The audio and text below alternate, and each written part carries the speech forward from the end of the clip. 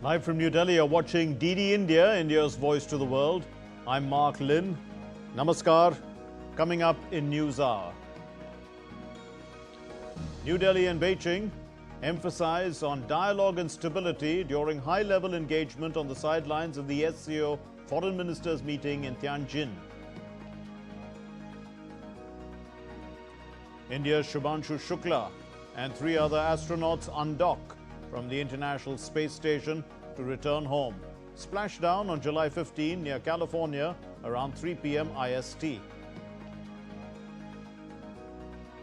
India's aviation regulator DGCA orders mandatory fuel switch locking system inspections on Boeing 787 and 737 aircraft by July 21, 2025. And President Trump's envoy, Kellogg, reaches Kiev as the U.S. prepares to send Patriot missiles to Ukraine. Trump meets NATO chief Rutte in the White House.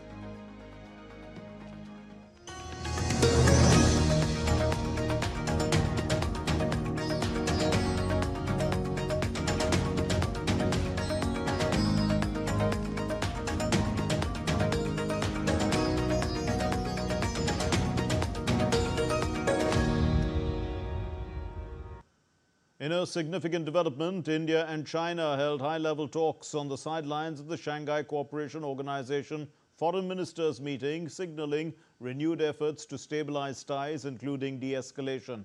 Both sides noted that stable and constructive ties between India and China will not only benefit them, but would benefit the entire world. Now, both nations look ahead to further meetings under the SCO umbrella with cautious optimism and a clear message: dialogue remains the way forward. The sidelines of the Shanghai Cooperation Organization, or SCO Foreign Ministers meeting, India's External Affairs Minister Dr. S. Jaishankar met his Chinese counterpart Wang Yi, a meeting seen as a positive signal in the evolving ties between the two Asian giant economies. Marking his first visit to China since the strained bilateral ties following the 2020 LAC standoff, Minister Jaishankar emphasized the need for a far-seeing approach, citing gradual progress in border stability. Jaishankar stressed that India and China should now look at de-escalation of the situation along the LAC after making good progress in normalizing bilateral ties in the past 9 months. We have made good progress in the past 9 months for the normalization of our bilateral relations. It is the result of the resolution of friction along the border and our ability to maintain peace and tranquility there. This is the fundamental basis of our mutual strategic trust and for smooth development of bilateral relations. It is now incumbent on us to address other aspects related to the border, including de-escalation. India's External Affairs Minister will take part in the Shanghai Cooperation Organization SCO Council of Foreign Ministers meeting in Tianjin on Tuesday. The primary mandate of the summit remains to combat terrorism, separatism, and extremism. Earlier, Jaishankar held delegation-level discussions with Chinese Vice President Han Cheng. The Indian minister asserted that bilateral relationship between India and China has been steadily improving since the meeting between Prime Minister Modi and President Xi Jinping in Kazan last October. As neighboring nations and major economies in the world today, there are various facets and dimensions of our ties. Measures towards normalizing our people-to-people exchanges can certainly foster mutually beneficial cooperation. It is also essential in this context that restrictive trade measures and roadblocks are avoided. I hope to discuss these issues with you in further detail. Jaishankar's visit follows visits by Defence Minister Rajnath Singh and National Security Advisor Ajit Doval, who travelled to China in June for the SCO meetings. Last month, on the sidelines of the SCO Defence Ministers meeting in China's Qingdao, India's Defence Minister Rajnath Singh stressed that India seeks a permanent solution to its long-standing border dispute with China. Singh made the comments during a meeting with his Chinese counterpart Dong Jun as the ministers held in-depth talks on the need to maintain peace along the India-China frontier. In the last few months, India and China have initiated a number of measures to repair bilateral ties, from working out final details of direct passenger flights between Delhi and Beijing to resumption of Kailash Mansarovar Yatra after a gap of nearly 5 years. As ministers of Asia's two largest economies meet, peaceful, stable, and constructive ties between New Delhi and Beijing are seen as vital, not just for the region, but for global geopolitics as well. Tripti Tripaঠি's report for DD India. And shifting focus, after 18 days in space and nearly 7.6 million miles traveled, the X-4 crew is heading home. India's pilot Shubhanshu Shukla, Commander Peggy Whitson, and two mission specialists undocked today at 16:45 p.m. Indian Standard Time. Their splashdown is expected off the Californian coast tomorrow around 3:01 p.m. Indian Standard Time. The mission marks a historic milestone, especially for India, ushering in a new era in human space flight. Reigniting national pride and marking a major step forward in India's human spaceflight journey, AX-4 mission pilot Group Captain Shubhanshu Shukla, along with 3 other astronauts, entered the Dragon Grace spacecraft on Monday, leaving behind the International Space Station to begin his journey back to Earth. The hatch of the Dragon Grace spacecraft, connecting it to the International Space Station, was closed at 2:37 p.m. IST on Monday. Undocking with the ISS was completed at 4:45 p.m. Indian Standard Time. In a social media post, India's Minister for Science and Technology and Space, Dr. Jitendra Singh, said the entire nation eagerly awaits Shukla's safe return. Shukla's family expressed immense pride and joy ahead of his return on the 15th of July. They're planning a grand welcome, reflecting the nation's pride in his historic achievement. The 18-day stay aboard the ISS marks a milestone in India's space exploration. As part of the Axiom Mission 4, or AX-4, Shukla became the first Indian in 41 years to reach the ISS. During the mission, he conducted over 60 experiments, including 7 led by ISRO, focusing on microgravity research, covering sustainable space agriculture, crop resilience, microbial adaptation, and muscle regeneration. The AX-4 mission, a collaboration between ISRO, NASA, Axiom Space, and SpaceX, marked India's return to human spaceflight after more than 4 decades. Launched on the 25th of last month, the mission saw Indian Air Force pilot Group Captain Shubhanshu Shukla make history. On Sunday, before undocking, the AX-4 crew participated in a farewell ceremony aboard the ISS. Shukla said, 41 years ago, an Indian astronaut described what India looked like from space. And now, people are eager to know what India looks like today. आज का Bharat space से महत्वाकांक्षी दिखता है. आज का भारत निडर दिखता है. आज का भारत कॉन्फिडेंट दिखता है. आज का भारत गर्व से पूर्ण दिखता है. और इन्हीं सब कारणों की वजह से मैं एक बार फिर से कह सकता हूं कि आज का भारत अभी भी सारे जहां से अच्छा दिखता है. Shukla's participation is a key milestone for India's space ambitions, particularly the Gaganyaan program. On the 28th of June, Prime Minister Narendra Modi interacted with Group Captain Shukla via video conferencing and said that his mission and experience would significantly contribute to India's space journey. आप तो मुझे भली भांति जानते हैं, जब भी किसी से बात होती है तो मैं होमवर्क जरूर देता हूं. हमें मिशन गगनयान को आगे बढ़ाना है. हमें अपना खुद का स्पेस स्टेशन बनाना है और चंद्रमा पर भारतीय एस्ट्रोनॉट की लैंडिंग भी करानी है. इन सारे मिशंस में आपके अनुभव बहुत काम आने वाले हैं. After landing, Group Captain Shukla and the crew will undergo a 7-day rehabilitation program under the supervision of flight surgeons to readjust to Earth's gravity and conditions. Rabindra Chauhan's report, DD India. Well, India's Chandrayaan-3 mission completes 2 years today. This made India the first nation to land a spacecraft near the moon's south pole and the 4th country overall to achieve a soft landing on the lunar surface. Let's go down memory lane and remind ourselves of this historic feat. 9, 8, 7, 6, 5, 4, 3, 2, 1, 0.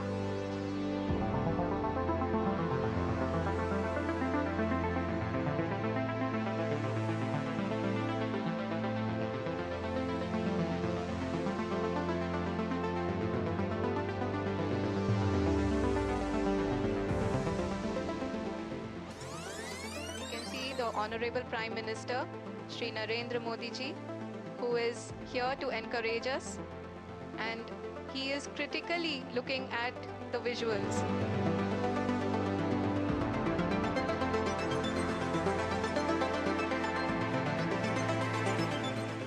जी हाँ, आप अपनी screen पे देख सकते हैं कि हम lander module People are applauding. Let us all wait to hear from the Secretary Department of Space and Chairman ISRO, Shri S. Somnath.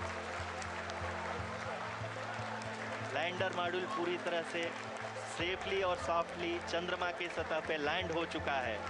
ये हम लोगों के लिए बहुत ही गर्व की बात है। This was the moment when the dreams of over a billion Indians came true, because India achieved what even space giants like US, China and Russia could not. August 23, 2023 became a historic day as India etched its name on the moon. It was the day when Chandrayaan-3 made a successful soft landing on the lunar surface, scripting history. With this, India became the first country in the world to achieve a soft landing on the moon's south pole and joined the elite group of 4 nations to have ever soft landed on the lunar surface. Thanks to the hard work and brilliance of Indian scientists, India reached the south pole of the moon, a place no other country had ever reached before. This success was not just witnessed by ISRO scientists or Indian citizens glued to their TV screens, but also watched live by many countries around the world. Prime Minister Narendra Modi, who was attending the BRICS summit, also joined virtually to witness the historic moment and express his joy by waving the national flag after the successful landing. अमृत काल की प्रथम प्रभा में सफलता की ये अमृत वर्षा हुई है। हमने धरती पर संकल्प लिया और चांद पर उसे साकार किया। और हमारे वैज्ञानिक साथियों ने भी कहा, India is now on the moon. आज हम अंतरिक्ष में नए भारत की नई उड़ान के साक्षी बने हैं। The Chandrayaan-3 mission was executed in multiple well-planned phases. It all began on July 14, 2023, when LVM-3M4 rocket lifted off from the Satish Dhawan Space Center in Sriharikota, Andhra Pradesh, carrying Chandrayaan-3. After orbiting the Earth in multiple stages on August 1, Chandrayaan-3 used a slingshot maneuver to break away from Earth's orbit and head towards the Moon. On August 5, it entered the Moon orbit. Then on August 6, it changed its orbit for the first time. Further orbit maneuvers on August 9, 14 and 16 brought it even closer to the Moon surface. On August 17, the propulsion module and the lander module separated, with the lander beginning its descent towards the lunar surface. On August 18, the first deboosting operation was performed, which is essentially a slowed down process. Then around midnight on August 19 or 20th, after the second deboosting, the Vikram lander carrying the Pragyan rover reached its final and closest orbit to the Moon. On August 23, after the successful soft landing, the rover descended onto the Moon surface using one of the lander's side panels, which unfolded to act as a ramp. After the landing, all the eyes were on the images coming from the Moon. The wait ended when Chandrayaan sent back its first pictures from the south pole of the Moon, marking yet another proud moment for India. Now let's understand what the landing module of Chandrayaan-3 consisted of, namely the Vikram lander and the Pragyan rover, and what their roles were. Starting with the Vikram lander, an extremely critical part of the Chandrayaan-3, named in the honor of Dr. Vikram A. Sarabhai, the father of India's space program. The lander weighed 1,749 kilograms, was designated to the land safely on the Moon. The Vikram lander carried 4 payloads, in which Ramba LP was executed to study the density, quantity and the variation of plasma particles coming from the Sun to the lunar surface. Second is CHAIR-STE. Chandra's surface thermophysical experiment. It was used to measure Moon's temperature and thermal properties. Then third is ILSA, that is Instrument for Lunar Seismic Activity. It was used to monitor seismic activity near the landing site. And the fourth is Laser Retro Reflector Array, that is used to study the dynamics of the Moon.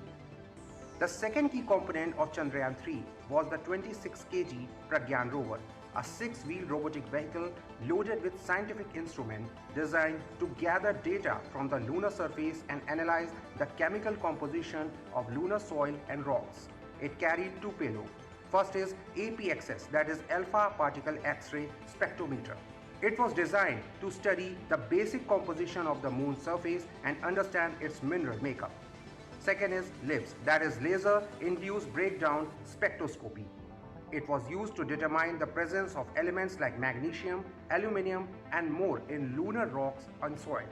The successful landing of Chandrayaan-3 was special in many ways, and it will pave the way for numerous lunar researchers in the future and give India a new identity in the field of space exploration. This achievement also highlighted a very simple yet powerful thought, that no matter how many challenges comes your way, if you have the willpower and determination to succeed, no force in the world can stop you, whether it is in space or any other field.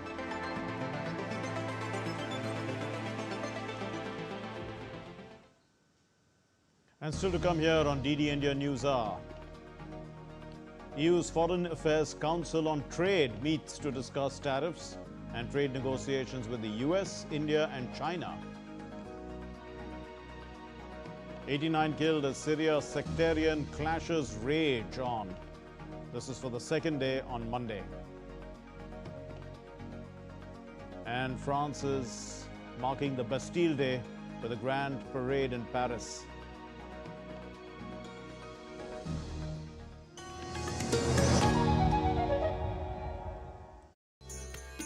When I came here, I was very much, astonished by the food which is available here, the culinary food which is available from every part of India. It is impossible to get everything here done, and there are many, setup like the tawas and the oven, pizza ovens, everything. This is impossible to bring it here. I thank the Shrine Board and this Bhandara for getting all the things here.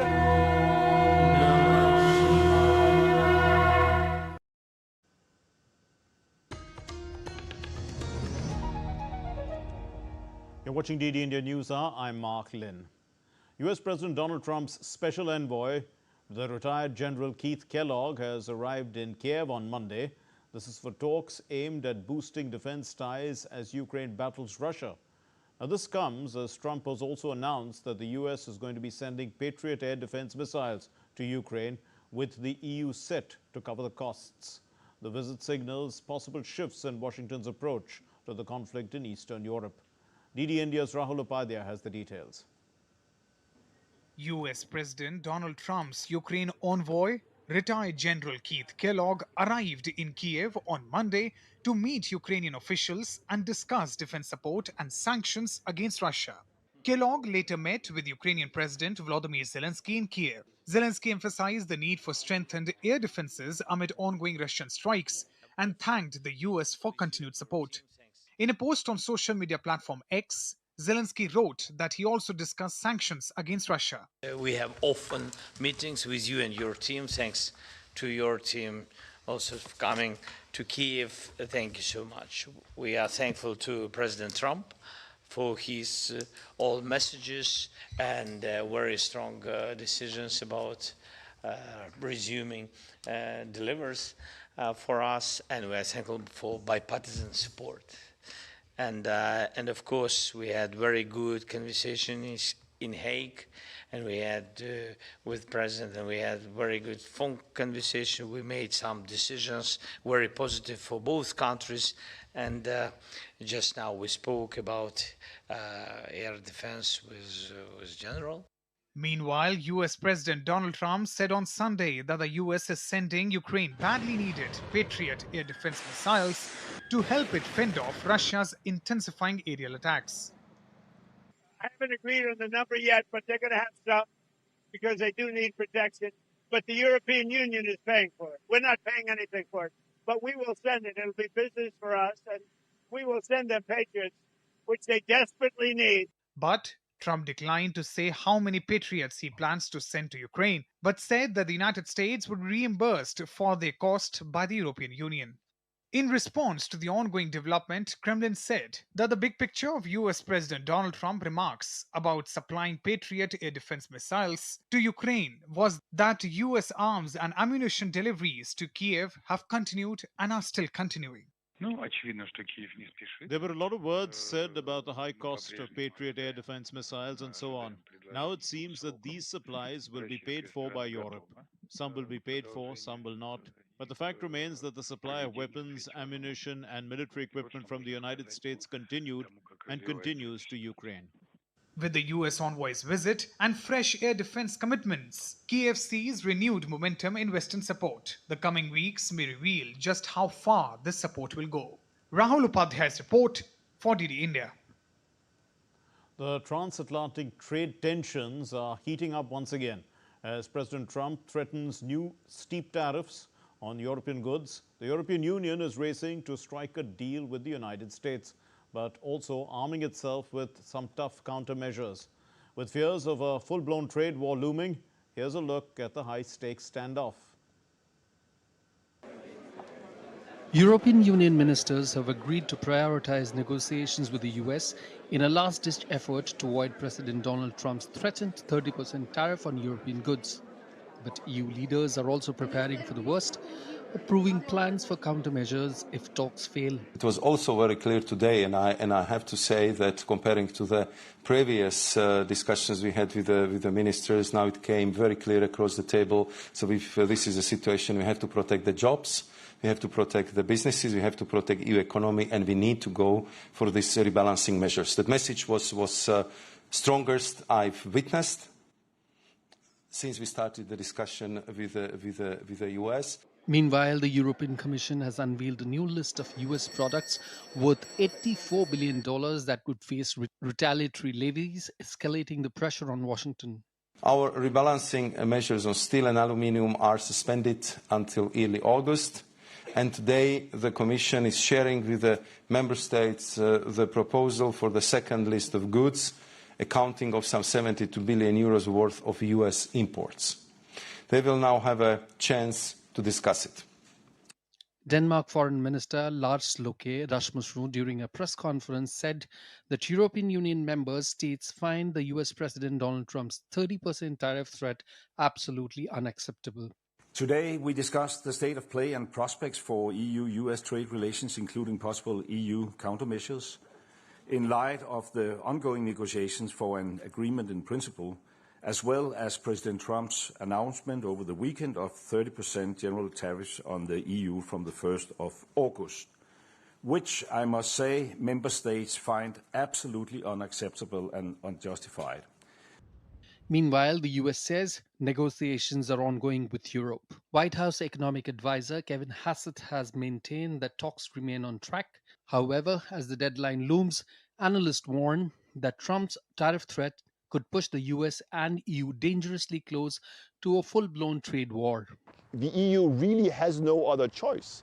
If there is no deal by by August 1st, which I think is less likely now, then we're in a trade war, and we will have to see where it ends. Whether diplomacy will prevail or a trade war will erupt remains to be seen. But one thing is clear, the coming days will be crucial for global trade and for businesses on both sides of the Atlantic. Bureau Report, DD India.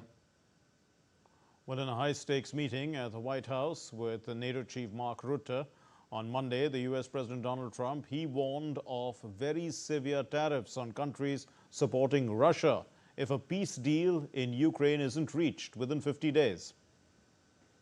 One of the reasons that you're here today is to hear that we are very unhappy, I am, with Russia, but we'll discuss that maybe a different day. But we're very, very unhappy with them, and we're going to be doing very severe tariffs if we don't have a deal in 50 days. Tariffs at about 100%. You'd call them secondary tariffs. You know what that means. Greece's ruling Conservatives will ask Parliament to investigate a scandal in which Greek farmers for years faked land ownership to receive European Union agricultural subsidies, the government has said on Monday.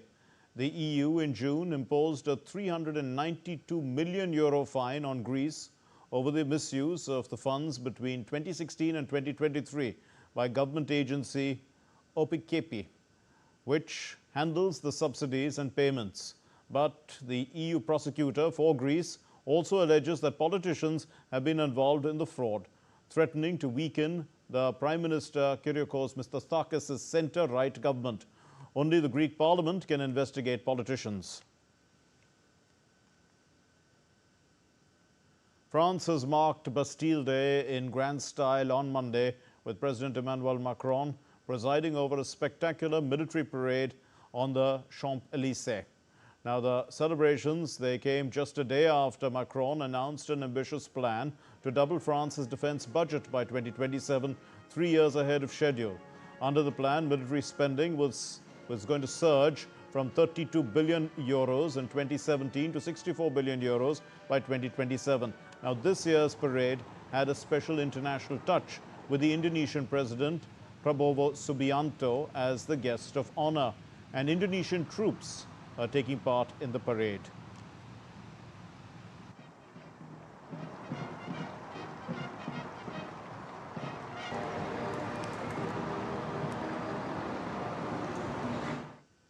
At least 89 people were killed in the southern Syrian province of Sweda as clashes between Sunni Bedouin tribes and Druze fighters raged on for a second day on Monday.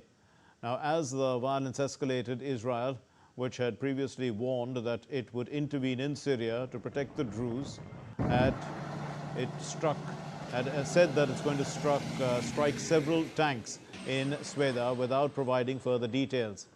Now, the fighting underscores the challenges facing interim leader Ahmed al-Shara, whose Islamist forces ousted President Bashar al-Assad in December in a country reeling from 14 years of war. The Syrian military and interior ministries, they've announced troop deployments, safe corridors for civilians, and a pledge to end the fighting quickly and decisively. The violence began Sunday when Bedouin gunmen abducted a Druze vegetable vendor on the highway to Damascus, prompting retaliatory kidnappings. The Iranian lawmaker Ismail Kosari said any closure of the Strait of Hormuz was still under review, but no decision has yet been made, in comments carried by the state media of Iran on Monday. The possibility of Iran closing the waterways through which about a fifth of the world oil and gas shipments pass was speculated upon during the 12-day air war between Israel and Iran last month. The strait lies between Oman and Iran and links the Gulf with the Gulf of Oman to the south and the Arabian Sea beyond.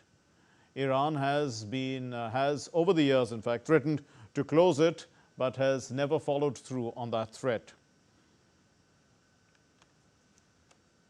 Rising concerns over Iran's nuclear program have resurfaced again as Tehran warned on Monday that it would respond to any reimposition of United Nations sanctions.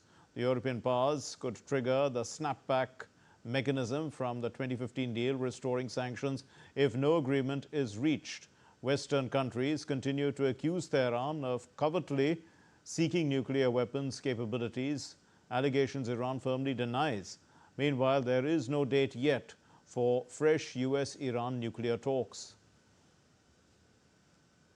The G20's financial stability watchdog delivered a new plan on how to tackle climate risks on Monday, but paused further policy work amid a retreat by the United States that has tested efforts to advance a unified financial policy on climate-related risks. The US has withdrawn from multiple groups dedicated to exploring how flooding and wildfires and big climate-related policy shifts could impact financial stability.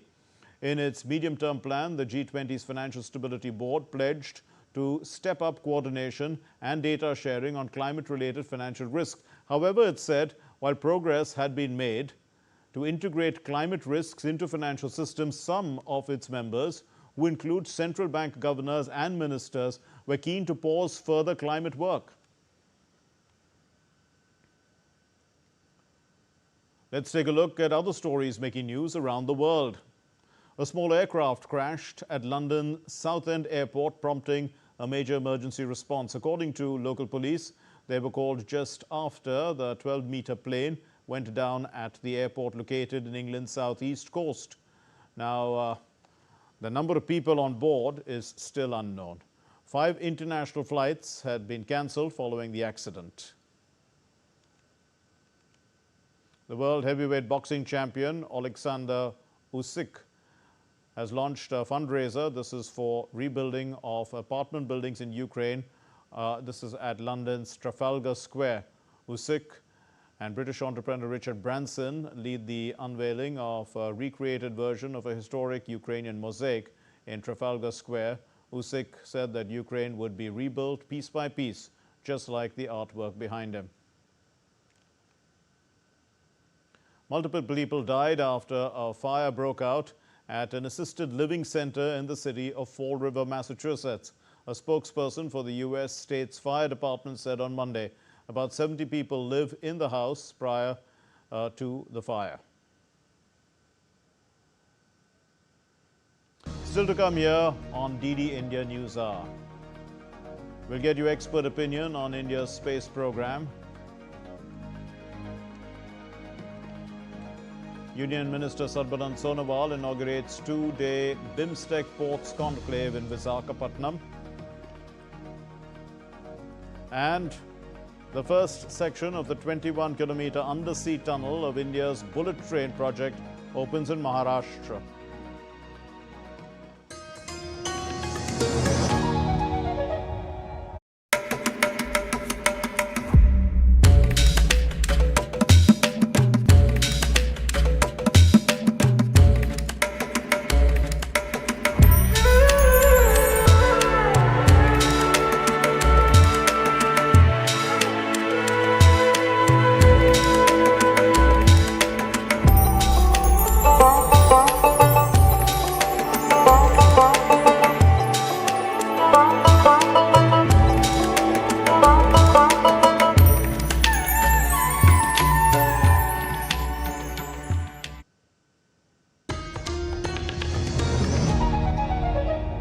Watching DD India Newshour, I'm Mark Lynn.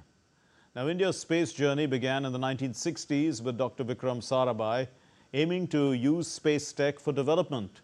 From launching Aryabhatta in 1975 to reaching Mars in 2014, ISRO has risen as a global space player. Recent milestones include Chandrayaan's lunar landing, the 2025 ISS mission by the astronaut Shubhanshu Shukla, and ongoing projects like Aditya L1 Gaganyaan and the plans for its own space station, which are in the future. More in this report. From launching a small rocket in 1963 to becoming the first nation to land near the south pole of moon, our journey has been remarkable. Our rockets carry more than payloads. They carry the dreams of 1.4 billion Indians. India's achievements are significant scientific milestones. 5, 4, 3, 2, 1, 0. India's space program, led by Indian Space Research Organization ISRO, has several truly impressive milestones. India's own regional satellite navigation system, INSAT and GSAT series, provide communication, meteorology, and disaster management support across the country. It has led to rapid growth and development, placing India among the leading economies of the world. To understand the space application, better to switch off. We used to say evening 6 to 8, switch off the TV, switch off the satellites. Then you will understand. Nothing will work. No ATM transaction, nothing will work. PSLV, or the Polar Satellite Launch Vehicle, has been a reliable workhorse that launched hundreds of satellites, including 104, in a single mission in 2017, a world record. The GSLV Mark III, India's most powerful launch vehicle, is used for heavier payloads and future human missions. Today, 9 places we are number 1 in the world. Chandrayaan 1 finding water molecules, and we are the first country finding water molecules on the moon. Chandrayaan 2, we could not soft land. We are having a camera rotating in the moon's orbit with 32 centimeter resolution camera. That is the best camera available as on date in the moon. Next camera is only 50 centimeter. You can Google and find out we are number 1 in the world. Over 300 foreign satellites have been launched for clients worldwide, showcasing India's edge in low-cost, high-efficiency space solutions. India's Gaganyaan mission, its first crewed spaceflight program, aims to send Indian astronauts into space. The Indian astronaut Shubhanshu Shukla recently spent 18 days aboard the ISS as part of Axiom 4 commercial mission. His experience is expected to shape crew training and systems for Gaganyaan. But it doesn't stop there. We will still be looking more towards the Earth, possibly from the point of view of the Bharatiya Antariksh Station, wherein human space exploration becomes an important factor and direction in which the Indian space sector would move. And naturally, the participation of the private space sector would be vital towards expanding on both horizons, be it on the human spaceflight side of things or exploration on the interplanetary side of things. The Bharatiya Antariksh Station is targeted for 2035, and by 2040, India aims to conduct a crewed lunar landing mission. India's Aditya L1 is another major milestone. The country's first space-based solar observatory studies the sun from the Lagrange point 1, about 1.5 million kilometers from Earth. It took about 126 days for the spacecraft to reach its final orbit around L1, where it now observes solar phenomena like flares, coronal mass ejections, and solar wind in real time. India's space journey is clearly a blend of scientific ambition, cost-efficient innovation, and major global impact. Bureau Report, DD India. And we are joined by Dr. S.V. Sharma, former Deputy Director of ISRO, to help us understand India's space journey. Thank you, Dr. Sharma. Now, how has ISRO's cost-effective program, influenced global perceptions of space exploration and cooperation? Good evening, Mark, and good evening to the million DD viewers. I'm extremely happy to be here to take you through the gaps, what was seen in the presentation already made. I would like to emphasize here that the country has launched more than 127 rockets, which are PSLV, GSLV, Mark III, SSLV, and the SS and the Solar Synchronous Launch Vehicle, etc. This is one of the major achievements that the country has made. Other than Chandrayaan, other than Mangalyaan, and the Aditya, etc., which are all the scientific missions, the country has also achieved the self-reliance in the communication. It has launched at least 26 of the communication satellites which are in the orbit, which are extensively giving coverage for the television, broadcasting, mobile service, and all the communication networks are covered by the geosynchronous launch vehicle, satellites which are in 36,000 kilometer orbit. And the second major application, what we have to really stress upon is also the Earth observation satellites, the satellites which for oceanographic application, to study the ocean, to map the Earth, the cartographic application, the resources satellites which are studying continuously the resources available in the Earth, and also not to mention, but not the least, is something which is required for the strategic application also, the satellites which are really of immense usage and immense need for protecting 140 crore vital citizens of this country. Absolutely. These are the Yes, but Dr. Sharma, if we look at the technological and scientific advancements that have come recently, in terms of Chandrayaan 3, Mangalyaan, and Aditya L1, what have we actually gained? What significant scientific advancements have we made? Mark, we should remember that we are starting from the scratch, and we are helping ourselves, and we are doing everything differently than what others do. When we first entered the Mars orbit, the entire world looked at it and said, how did you people do it at a mere budget of 450 crores where even a Hollywood movie cannot be made? And the way we think, the way we plan, the way we execute is something tangentially different from what is happening across the world. We are also not, easily given the technology of various, for example, cryogenic engine or high bitrate data transmission reception, or even the recording systems, or even the communication systems. It is not that it is available for us easily, or it is. Therefore, the solutions what we are evolving, Mark, is that using the available resources, using the available electronics, using the available mechanical systems, and using the the fabrication systems available in this country, we are best using the brains of this country to ensure that we do something which is different from what other countries have done, is something which we should really look upon and say. Even when we landed in Chandrayaan 3 in South Pole, everyone wondered why on Earth, India is landing on Chandrayaan in the South Pole, where nobody had gone, and it was such a high-risk mission to go to Chandrayaan, land Chandrayaan 3 in South Pole. But the fact of the matter is that there is a purpose that this country does for everything. Everything the country does, the ISRO does, the US does in particular, there is a purpose. For example, even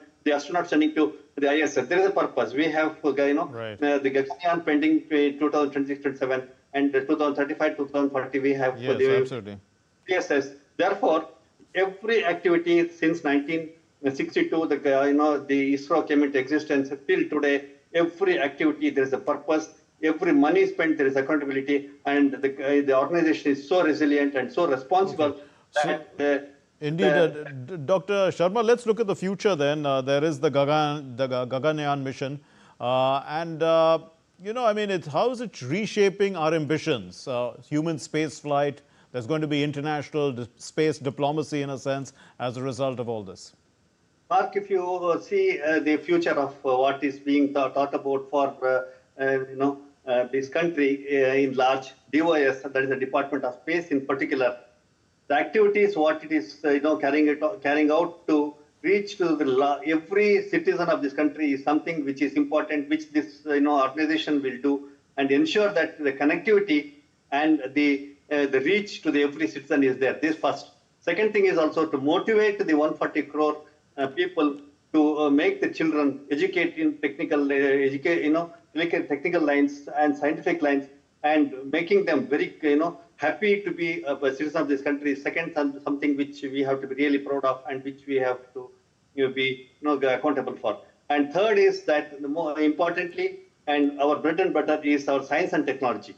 The way we are moving forward, Gaganyaan, there is very little doubt that we will be having any difficulty in the Gaganyaan mission, because 4 astronauts were selected in 2019. One of them is Subhanshu Shukla, who was trained in our own astronaut training center, Glaucosmos, and America, and then he has gone, and he has the first-hand experience. Look, 101 algorithms will be written to say that how to ride a bicycle, but unless otherwise you ride, you will not know. Unless otherwise you fall, you will not know what is the taste of riding. You did mention, Dr. Sharma, about bread and butter. And now, of course, the space program is, in fact, helping us in every single way, from agriculture to disaster management to communication. Can you throw light on, briefly, about how vital it is for our existence today? Mark, as I said, satellites you actually mentioned it, yes. Satellites are made for every application, okay? Be it the navigation satellites. Navigation satellites are so important that even when at the time of distress the country was facing, the navigation satellite, the NAVIC satellite came into rescue to give the accurate position locations for the really required strategic activities of this country, number one. Number two, as far as agricultural developments are concerned, which is the basis for this country, there are satellites which are imaging the crop-related aspects and anticipating and expecting and giving regular continuous feedbacks to the farmers to sow the seeds, when to sow the seed, when to crop, how to do, etc. It's completely connected through the mobiles, etc., and they are getting the information. Second. Third is the fishery. So fishery is also another very important industry which the country is the thing. There are oceanography satellites where the satellites are continuously tracking the potential fishing zones and the potential the fishermen of help. This is the third, and the fourth is the cartography, the imageries of this the country. Continuously we are taking. Not but the least, please remember that the disaster management, if you have seen about a decade or decade and a half back, whenever there used to be a disaster, there used to be mass elimination of people and but now you see the recent most disaster management also hardly. Dr. Sharma, we are running short of time, so let me get your views on this last question I had in mind. There's a lot of commercialization that's taking place in space already. There's a growing private sector involvement and global competition. How is India dealing with this? Well, very good question. But last but not the least, the most important thing is the policy change that this particular government has adopted in terms of going global and encouraging the startups to come up with various solutions for the space programs. Look, about a decade and a half back, we hardly had 1 or 2 or 100 startups, but today we have more than thousands of startups which are giving solutions for solutions or various tasks and various issues that can be otherwise not easy to solve. Anything which is done by the private, anything which is done by the private agencies, participation of private agencies, there is always that you can expect the results at a much faster rate than being done by ourselves. Therefore, the decision of keeping the core R&D with the ISRO and allowing all the startups to come out with specific solutions in terms of the weather monitoring or in terms of temperature, in terms of cartography or in terms of even the going to Chandrayaan or making the payloads and also the colonization of the moon, etc., which is being talked about, going to Venus. The private and the public participation and the startup participation is really going to be in a very big. As far as the last point, what I wanted to make a mention is that today we are only 2% of the budget in the economy, the space economy. I'm sure that we'll be reaching 10 to 15%. The way we are moving 2035 to 2040, we'll be one of the leading nations for supply of this. Indeed, it's definitely a growing sector. Thank you very much, Dr. S.V. Sharma, former Deputy Director of ISRO. Thank you for helping us understand India's space program and its many milestones. Now, moving on to our next story, India's aviation regulator, the DGCA, they have directed airlines to inspect the fuel switch locking mechanism in Boeing aircraft by July 21. Now, the order comes after a preliminary report on the Air India 171 plane crash on June 12, which killed 260 people, revealed that the switches supplying fuel to the aircraft's engines were turned off within a span of 1 second after takeoff. The DGCA's move follows an earlier warning from the U.S. Federal Aviation Administration in 2018, which highlighted a potential risk. The fuel control switch could accidentally disengage mid-flight, leading to engine power loss. Authorities are now ensuring checks to prevent such malfunctions. The aircraft models to be inspected include a wide range of Boeing planes such as the 737, the 747, the 777 and the 787. India has strongly condemned the disruption of a Rath Yatra procession in Toronto, calling the incident deeply regrettable and contrary to the festival spirit of unity and harmony. Responding to media queries on Monday, the Ministry of External Affairs spokesperson Ranveer Jaiswal said that New Delhi had taken up the matter firmly with Canadian authorities, urging them to hold the perpetrators accountable. The spokesperson Jaiswal also noted that these despicable acts are against the very ethos of the festival, which seeks to promote inclusivity and social cohesion. India has also expressed hope that Canada would take all necessary steps to safeguard the religious rights of its people and prevent such incidents in the future. India's Commerce and Industry Minister Piyush Goyal on Monday attended the National One District, One Product Awards 2024 in New Delhi. During the ceremony, a total of 34 awards were presented across 3 categories: districts, states and union territories, and Indian missions abroad, recognizing outstanding contributions in promoting local products under the ODOP initiative. And in his address, the minister, he highlighted Prime Minister's vision of Viksit Bharat by 2047. through inclusive and universal participation. India's global capability centers have emerged as a significant pillar of the nation's economy, employing nearly 2.16 million professionals as of now. India's Finance Minister Nirmala Sitharaman said on Monday that the gross value addition, the GVA, from Global Capability Centers, GCCs, could touch up to $200 billion by 2030. The Finance Minister also expects a nearly 5 times increase in global roles within Indian GCCs. All the GCCs in India employ nearly 2.16 million professionals. And the CAGR at which it has grown is 11% over the last 5 years. And this number of 2.16 million is expected to go to 2.80 million by 2030. And I guess this is a very conservative number. And what does the GCC sector contribute to India? $68 billion as direct gross value addition. That is around 1.6% of our national GDP. By 2030, the gross value addition from GCCs could potentially range between $150 billion to anyway $200 billion. The Confederation of Indian Industry on Monday organized the inaugural edition of the GCC Business Summit 2025 in New Delhi. Speaking at the event, the Secretary of the Department of Commerce under the Ministry of Commerce and Industry, Sunil Bhartwal, he said that free trade agreements are going to be the next enabler for the global capability centers. The free trade agreement today, which we are doing with the UK, which we have just announced, with the European Union, which is going on, with US, again, discussions are on, with several other countries in the world, things are moving. These are not the FTAs which are only confined to what you call traditional trade, which is just trade and tariffs, and that too only manufacturing. These FTAs today are very complex set of agreements. The modern FTAs today, which we have launched, will be leading to these innovation corridors between the partner countries, which will really facilitate these GCCs in India. India's Minister for Ports and Shipping and Waterways, Sarbanan Sonowal, launched the 2-day BIMSTEC Ports Conclave in Visakhapatnam on Monday.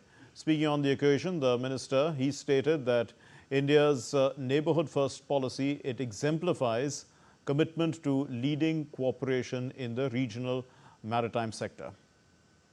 In the next 20 years, India's port handling capacity would have grown over 3 times to 10,000 million ton per annum, with 13 deep draft megaports, 14 port-based green hydrogen hubs, and we would be ranked among the top 5 shipbuilding nations globally.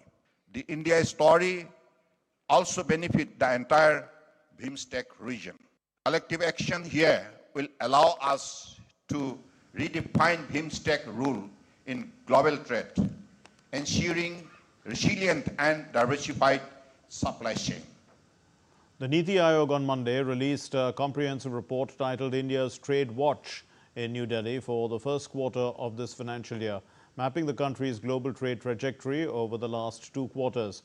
The report highlights a significant surge in India's exports over the past year and explores shifting global dynamics, including rising tariffs imposed by the United States. Interestingly, it suggests that these developments could present new opportunities for India. NITI Aayog member Arvind Veermani, speaking at the launch, urged a relative perspective on US tariffs. Every country has been talking about this age of uncertainty. Tariffs are put, they are suspended, etc. Now, one effect of that is on the aggregate economy, whether it's the US economy or world economy, and the overall demand for exports from every country.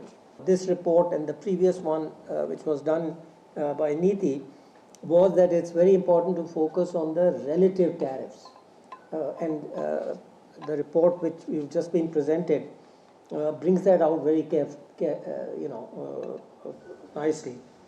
So that's something to remember when we see hopefully developments over the next several months. India's bullet train project achieved a major milestone on Monday when the first section of the 21-kilometer undersea tunnel between Bandra Kurla complex and Thane made a breakthrough. The 2.7-kilometer tunnel section, part of the Mumbai-Ahmedabad bullet train project, has been constructed between Gansoli and Shilfata in Maharashtra. Now, the track laying construction of the overhead electrical wires, stations and bridges is ongoing at a rapid pace. The construction work in Maharashtra has picked up pace. In parallel, the progress on procurement of systems for operations and control is also ongoing. Let's get you the sports news now. And in a nail-biting finish, England beat India by 22 runs. On the fifth day of the third test match, the hosts are now leading the series 2-1. The Englishmen, they claimed 4 wickets in the opening session, but Ravindra Jadeja and the lower order batsmen kept India in the hunt till the very end. You know, the fast bowler Jofra Archer had removed Rishabh Pant and Washington Sundar. Then Ben Stokes got rid of KL Rahul, had put up some resistance. And then Chris Wokes removed Nitish Kumar Reddy. And India was in all kinds of trouble. But both the teams will now meet at Old Trafford in Manchester for the 4th test on the 23rd. It was Bumrah who stood for a long time, batting numerous deliveries, keeping Ravindra Jadeja company, who remained unbeaten. And then, of course, even Siraj continued that, and India almost reached the target, just 20 runs short. That's all for this edition of DD India News Hour, but let's know your thoughts on the news of the day. For those of you on the go, get the latest news and updates from India and across the world on the DD India mobile app. The app is available on both Android and iOS platforms. Scan the QR code and download it now. We'll be back with more news as it breaks here on DD India. My name is Mark Lynn from all of us here in Delhi. Thank you very much for watching DD India News Hour. Namaskar.